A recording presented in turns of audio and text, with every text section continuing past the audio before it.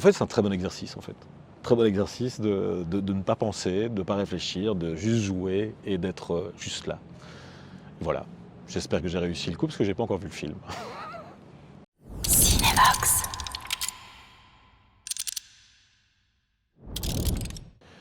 Alors, Crumb, ça raconte quoi? Ben écoute, ça raconte surtout l'histoire de d'anciennes stars du porno qui sont vraiment sur la glissade infernale, qui n'ont vraiment plus beaucoup d'accroche, qui ont eu des gloires, on va dire, un peu passées, mais qui maintenant, tout est vraiment fini. Et du coup, on part sur le personnage de Frank. Lui se retrouve des années plus tard à chercher après sa fille, en fait, qui a été enlevée par ses mauvaises fréquentations qu'il a eues durant toutes ces années, on va dire, de tournage pornographique.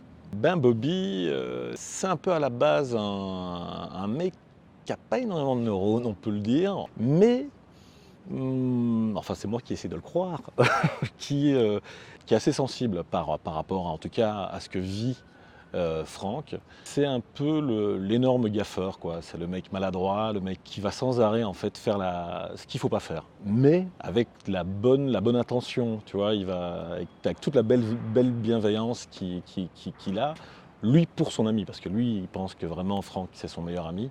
Et d'ailleurs, c'est un peu ça qui le rattache à la vie, parce que au moment où on retrouve Bobby, tout va pas bien. C'est le mec en fait qui maîtrise pas du tout déjà son existence. Il a un petit peu enchaîné tout ce qu'il fallait pas faire et surtout, il veut bien faire, il veut aider, mais il a beaucoup d'impulsions. Il est très impulsif. C'est un être assez violent aussi. C'est un être assez têtu. Enfin, c'est pas le bon ami quoi. C'est tout sauf le bon ami. C'était pas c'était pas vraiment un défi, mais je pense que c'est comme ça que je l'ai construit. C'est vraiment de penser à rien en fait. Le personnage, je ne pense, c'était pas un énorme défi. Je ne pense de toute façon jamais à rien.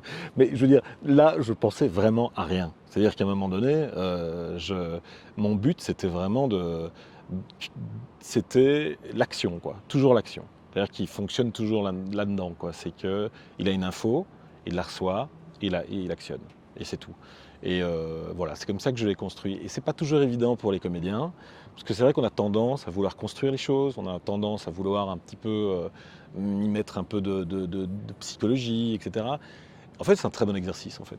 Très bon exercice de ne pas penser, de ne pas réfléchir, de juste jouer et d'être juste là.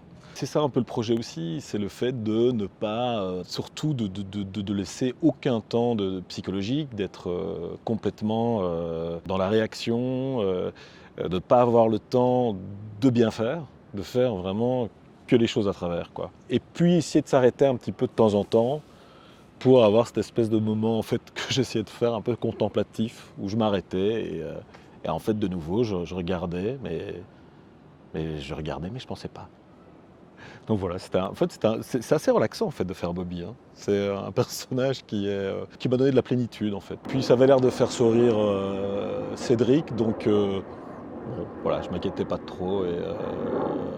Mais c'était très gai aussi en plus de jouer avec tous les autres, parce que dans cette bande-là, il y a aussi d'autres personnages qui sont vraiment bien tapés.